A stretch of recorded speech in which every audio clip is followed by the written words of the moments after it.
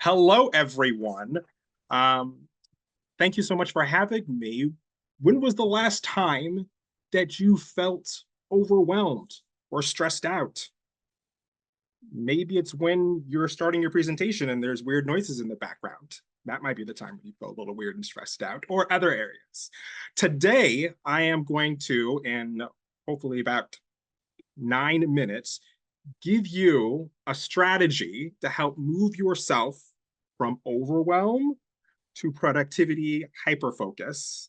And my saying is 45 minutes or less, a tool. Okay. So let me see if I can move my slide here. Perfect. It all starts with your nervous system. Because despite what I think a lot of cyber professionals believe, your body is not just a fluid to hold your big, beautiful brain in, but actually a complex series of wirings and networks that directly control your emotional well-being and your overall health. So stress management is very much attached to your nervous system. And I think, control center for your nervous system starts with your central nervous system, which is essentially your brain and your spinal cord communicating with all of those cells and wirings within your brain. So it's important to understand this because this is what we use to help regulate and navigate that stress. One of the important systems when it comes to stress is known as the autonomic nervous system.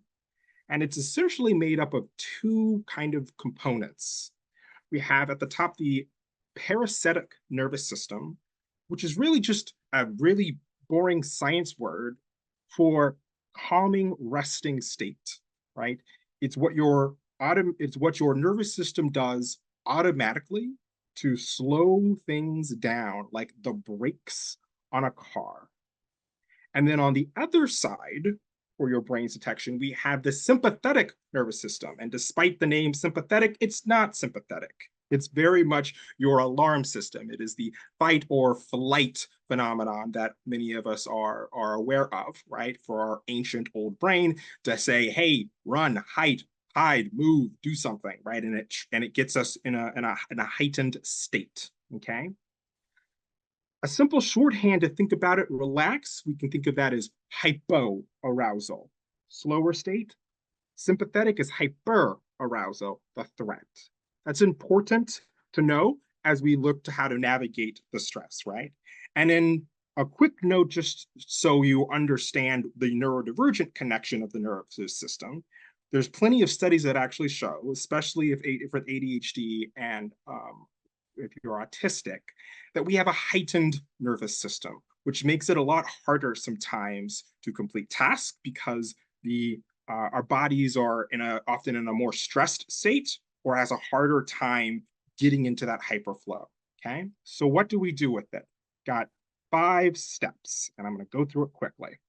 We recognize what's going on, right? We regulate our nervous system. We rewrite the stories in our head. We reduce the threats in the environment, in this case, the tasks, and we remake the task to give us more hyper focus. I want to go right now, but I'm going to go through this quite quickly. Rest assured, you're going to get the slides afterwards. And at the end, there's actually a little toolkit to walk you through everything. So don't feel like you have to quickly rush notes here.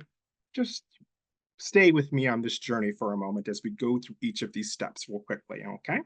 Hope we're doing good. I can't see anybody, so I hope I'm not talking to myself and everyone's giving a thumbs up. Okay, recognize. This is important. You can't fix what you can't see. So if you're trying to regulate, if you're trying to remove yourself out of that stressed state and into your hyper-focused state, the more you practice, the more you plan, the more you prepare, the better you'll be able to recognize the state of your nervous system.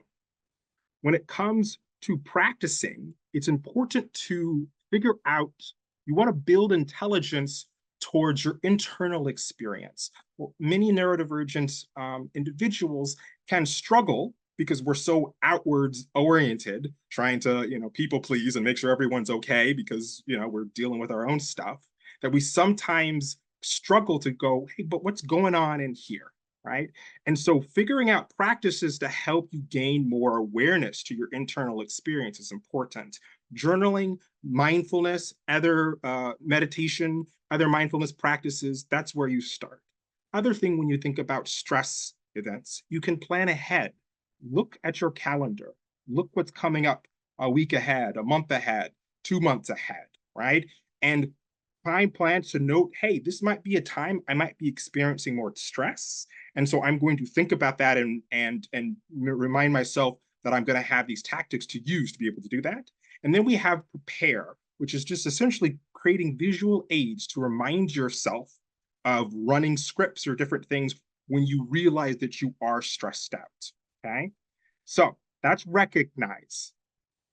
The next step, and I would say probably the most important step, is to regulate the nervous system. If you look up in the top right corner, you'll see 15 minutes. That means how much time I would recommend you spend on this.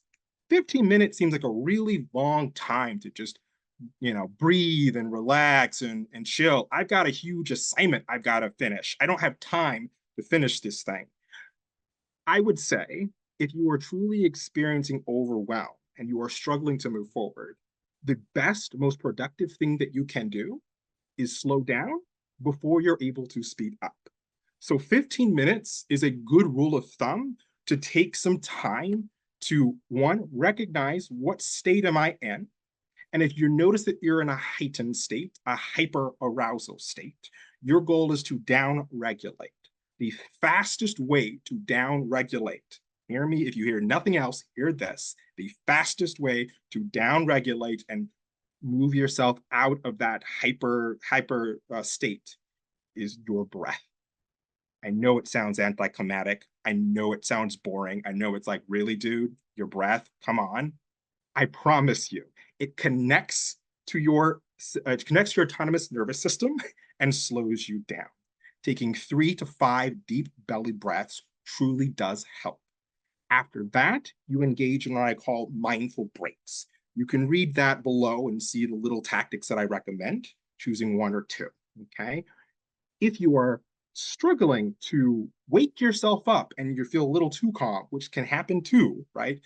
As that wonderful presenter said before, you can't control your boredom all of the time, right? And so if you need to up-regulate, one of the best things you can do is stretch and to move and to do engaging things, because it really is a seesaw of trying to get that right window. Okay. The next thing we do, rewrite the script in your head. Your mind is telling you a story. Your mind lies all of the time. And the best thing that you can do is identify how your mind is lying to you. When we're stressed out, when we're dealing with really intense, overwhelming things, we often have a lot of unhelpful thoughts, right? My boss is a jerk. I'll say jerk, you know what I mean, right? Or this is a disaster, or all of these things. Take a moment to identify what are the thoughts coming up. Don't try to, necessarily feel like you can't have those thoughts. It's understandable to have those thoughts, but get a little curious and come back to maybe reframing and challenging those thoughts later on. Taking 5 minutes just to do that helps tell your brain, hey, look, I know you think that there's a threat here, but there's not. And that helps reduce the overwhelm. Finally, we reduce, speaking of reduce, the overwhelm, because stress happens when the brain detects that there is a threat that it feels incapable of handling. And unfortunately, it thinks it's a lion when in reality, it's probably just an email from your boss or a bunch of other things, right? This piles up and makes you feel like there's too much going on. So one of the best things you can do to help remove some of that overwhelming feeling is to remove some of the threat. One of the best practices is just to break things down and kind of move it, break things down, write it out like a brain dump, and then work to kind of categorize it and move it forward. How am I doing on time? Well, I have got one more slide here, so I think we're okay. The final thing that I would say in this framework is once you have kind of reduced the threat, right, regulated the nervous system, thought about the thought, reduced the threat, Then you can focus on remaking it to make it feel a little bit more engaging, interesting, and can help with that focus. Here's my strategy for it. First, begin with the end in mind. Visually think about what it's going to look like as you move forward, simplify, and then make it interesting. Think we're at time here. So I am going to finish here, and I want to say thank you so much. And I hope this was helpful, and you have slides after this to help you.